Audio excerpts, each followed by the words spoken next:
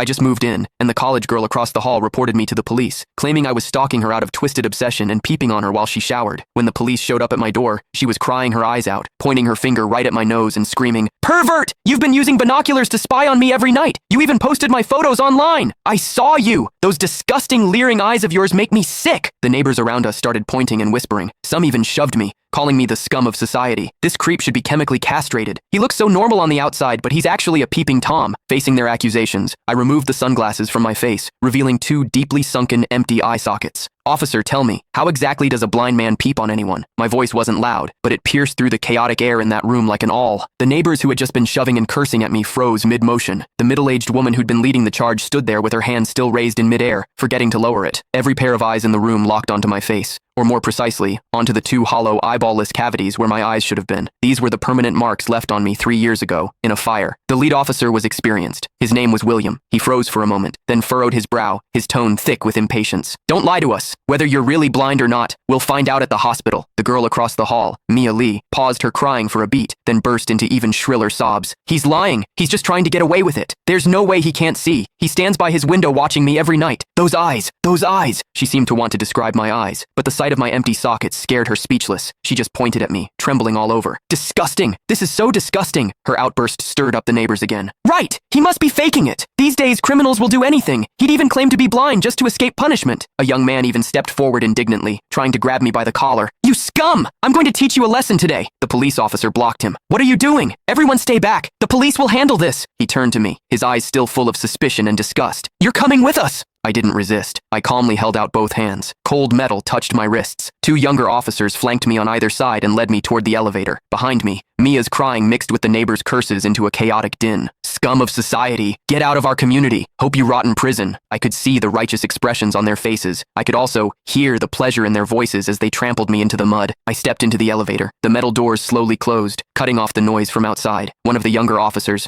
probably new to the job, couldn't help but ask me quietly, Are you really blind?" I tugged at the corner of my mouth but didn't answer. The other officer patted his shoulder, signaling him to keep quiet. But I knew that in their minds, the scales had already tipped completely in favor of that tearful young girl. After all, it was a young, pretty, pitiful college student on one side, and on the other, a suspicious man living alone, wearing sunglasses. In their eyes, it was crystal clear who was the victim and who was the perpetrator. What they didn't know was this. Sometimes, what the eyes see is the biggest lie of all. And I, a blind man, had seen something that none of them had. For instance, when Mia accused me, her heartbeat was steady, without a single ripple of genuine emotion. The interrogation room at the police station was harshly lit by fluorescent lights, and the air smelled faintly of mildew. I sat on a cold metal chair. Across from me were William and a female officer taking notes. Name, Lucas. Age, 28.